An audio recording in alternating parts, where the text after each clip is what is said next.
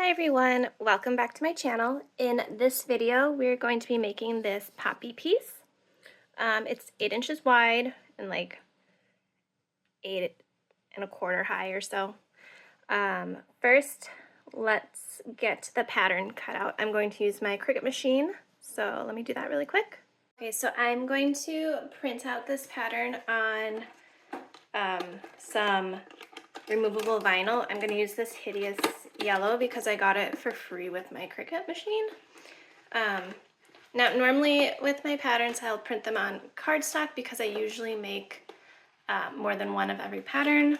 So if you purchase this pattern, you'll be able to put the file into the Cricut Design Space app. The only thing you'll have to do is, because it's such a large file, the picture is going to be huge on here. You just have to resize it to 8 inches wide. Then the line width and everything will be perfect for you to use for your pattern.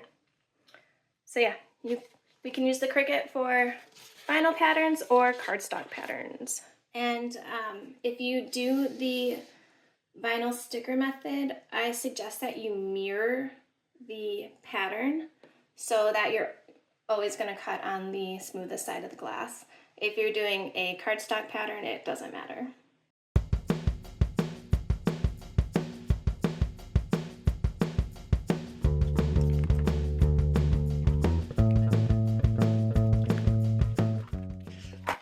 Okay, we have both of our patterns numbered and ready to go. Let's pick out some glass. So I want this one to be a really soft, pretty piece. We're going to do lots of pinks and silver solder. So let me get some glass. So I think this is what we're going to work with. I have this Oceanside rainwater or raindrop, whatever it's called, for the background, Bullseye petal pink, and Spectrum wispy dark pink for the petals. This Bullseye mint white and aventurine green, which is one of my favorites, will be for the petals. And then I'm going to do the crescent moon in this Bullseye pink model. It's gonna be really pretty. Oh, I forgot the centerpiece. I'm gonna put a piece of black here, and then I think this dark pink here.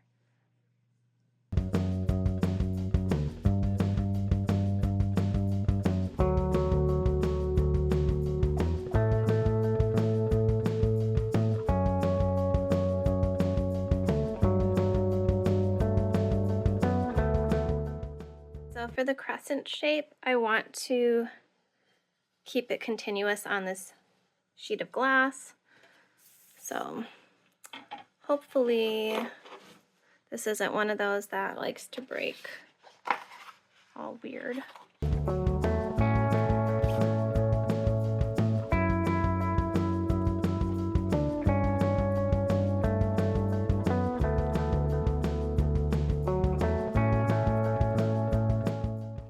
I should mention, when choosing the glass for the background, because there's so many squiggles, and this is probably going to be the most difficult piece to cut, try picking a background glass that's completely transparent. Those are usually easier to cut. Or if you have a saw or you don't mind grinding a bit, go ahead, use whatever glass you want. But the background pieces are going to be easier if you choose an easier piece of glass that you know cuts well. This raindrop glass is just a clear piece of glass, and clear glass usually cuts pretty well, but this is more on the thicker side, so we'll see how this cuts. I might have to do extra grinding. Okay, let's start with our clear glass.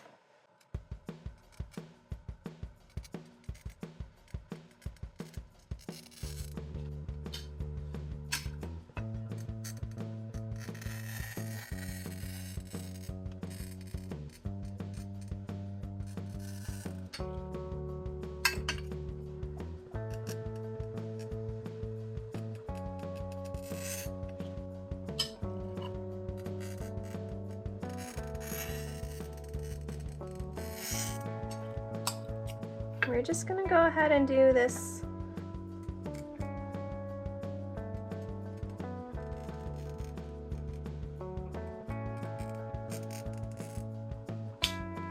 So what I'm gonna do, because this part is so narrow, I'm going to cut closer to 26, follow that. So I'll start on this side, follow this, and then run into 25.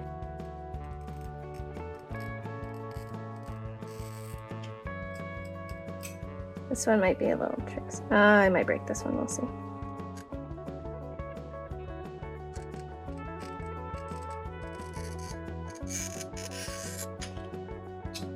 This might be a bad idea. Okay. So we're just going to start by doing a bunch of curve cuts.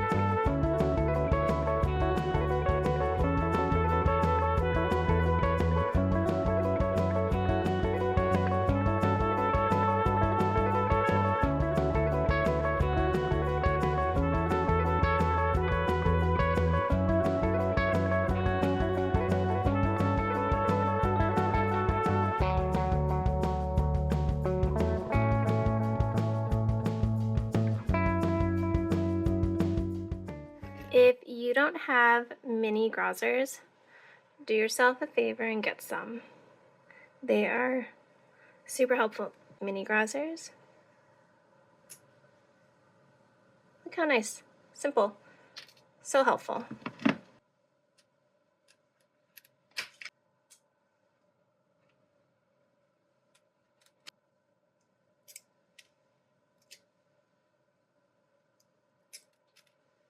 Okay, now this one we're going to try to salvage as much as possible.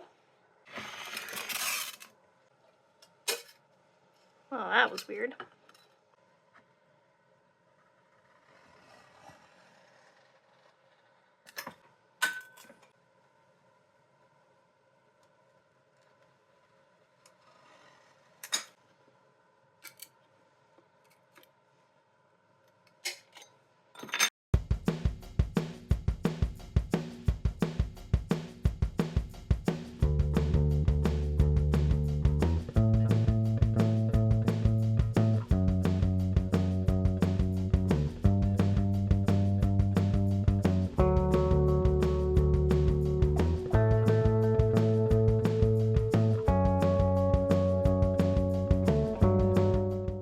So this is my 5th time making this piece, and I can say that I definitely chose the most difficult glass this time. I don't know what it is about pink model, but it's tricksy.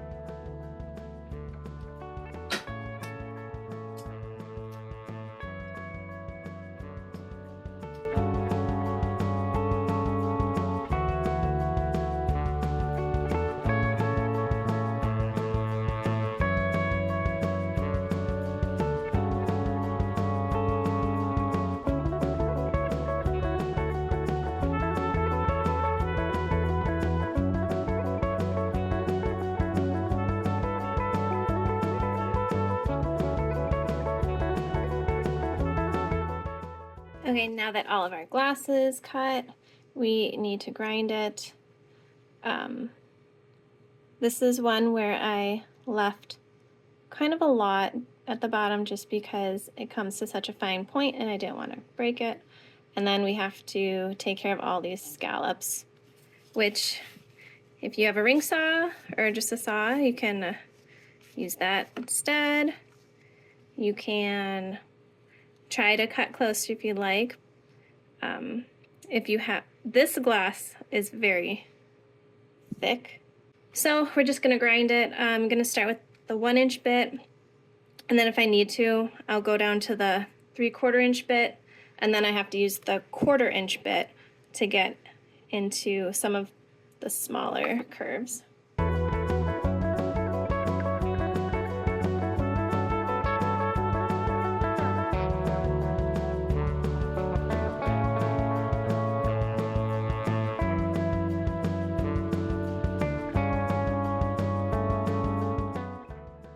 Grinding doesn't take long if you have a nice new bit.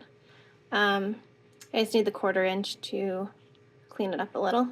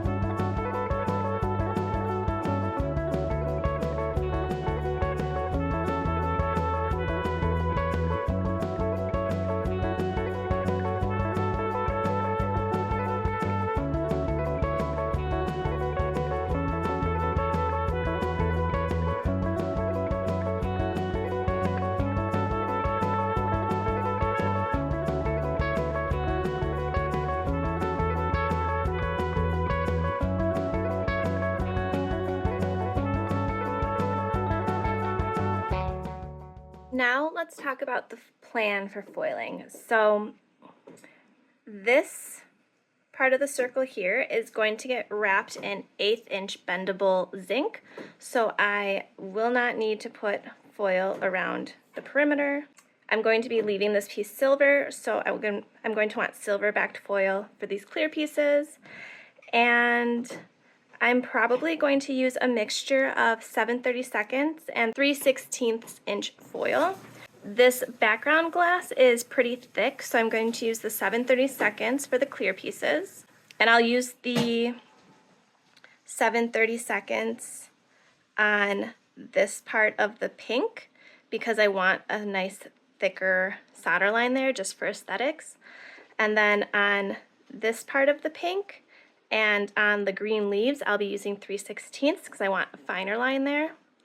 And then on the petals up here, I will be using 3/16 for this center area, which is made up of smaller, more delicate pieces because I don't want to cover too much of the glass.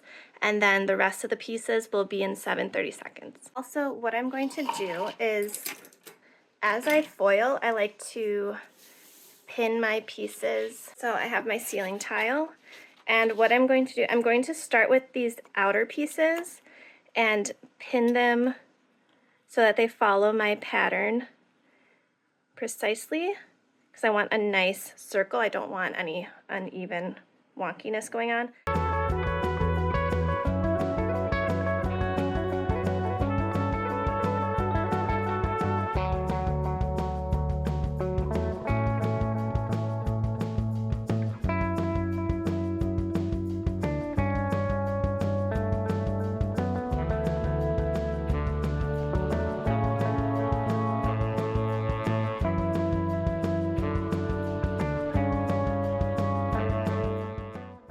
Now moving on to these clear background pieces, like I said, I'm going to use the 7/32 silver backed foil.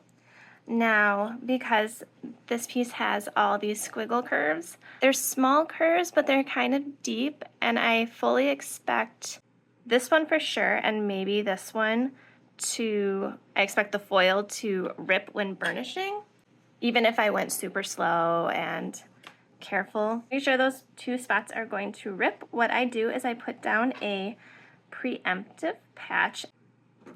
Sometimes I have issues with the patch coming off. So if I do the patch under the main foil, it stays much better.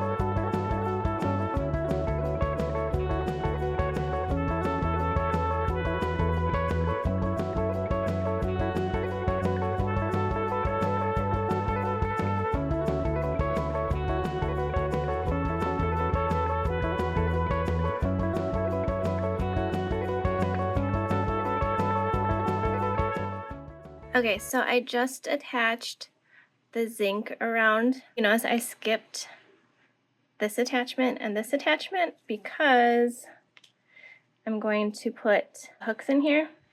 Well, obviously I have to trim those, but I didn't want to put the solder on yet until I got the hooks in place.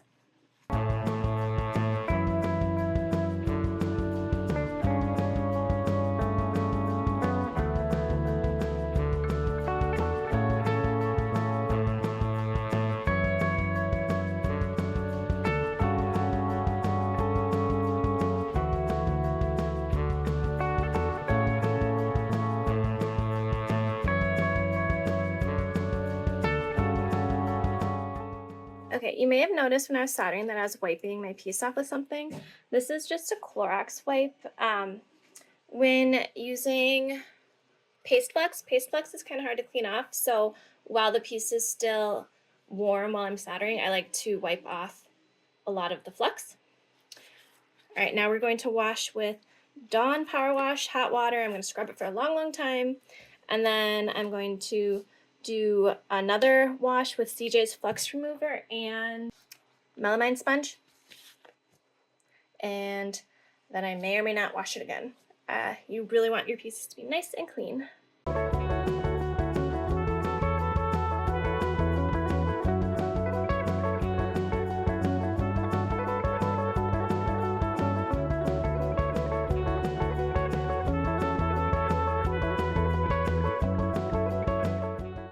Now that we're all squeaky clean and dried off, I'm going to wax it with my favorite wax, Clarity Finishing Compound.